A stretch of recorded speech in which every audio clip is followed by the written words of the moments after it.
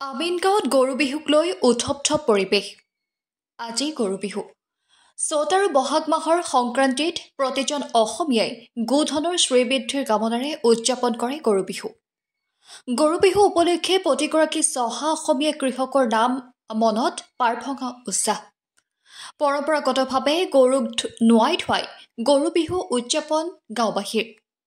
আমিনগাঁৱতো গৰু বিহুৰ মনোমোহা পৰিৱেশ। শিলাগ্ৰেণ্ড সাৰ্বজনীন বহাগী উৎসৱ উদযাপন সমিতিৰ প্ৰতিষ্ঠাপক সভাপতি পুষ্প ডেকাৰ উদ্যোগত ব্ৰহ্মপুত্ৰৰ পাৰত সমাপন কৰা হ'ল গৰুক গা ধুওৱা পৰ্ব। জীয়ৰী বোৱাৰী যুৱক যুৱতীয়ে অংশ ল'লে এই দৃষ্টিনন্দন পৰম্পৰাত। লাও খা বেঙেনা খা বছৰি বছৰি বাঢ়ি যা প্ৰথাৰে পশুধনৰ মংগল কামনা কৰিলে সকলোৱে। আনন্দত মতলীয়া ৰাইজে নদীৰ পাৰত জুৰিলে বিহুগীত। পংকজ নাথৰ ৰিপৰ্ট, ৰাইজৰ বাৰ্তা।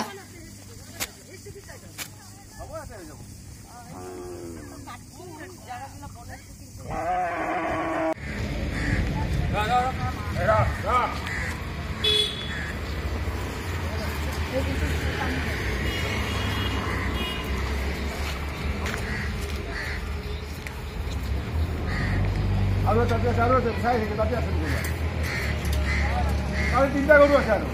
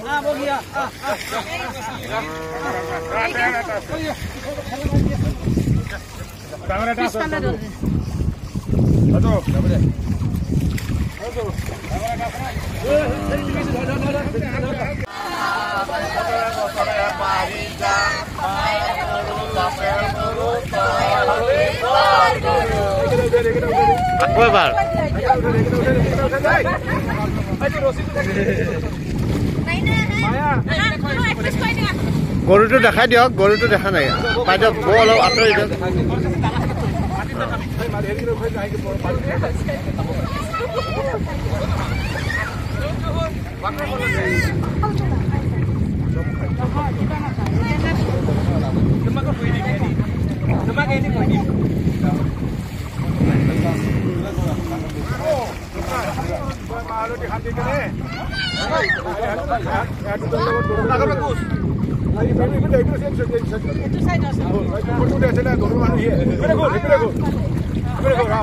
চেষ্টা কৰিছো।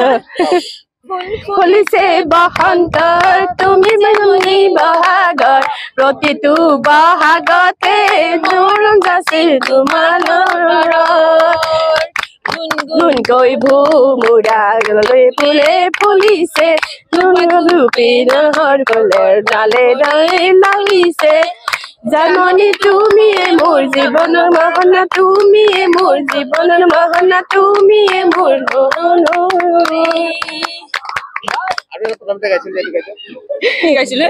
আমাৰ অতীজৰে পৰা যি পৰম্পৰা চলি আছে, আমাৰ মা দেউতা ককা আইতাহঁতে যিটো পৰম্পৰা চলি আছে, আমাৰ অসমীয়া বাপতিসাহোন বহাগ বিহুৰ যিটো বহাগ বিহুৰ আগদিনা দুমহীৰ দিনা দুমাহীৰ দিনা আমি আমাৰ গৰুবিলাক নদীৰ পাৰলৈ লৈ আহোঁ, মাহ হালধি তেল সানি সিহঁতক গা ধুৱাওঁ।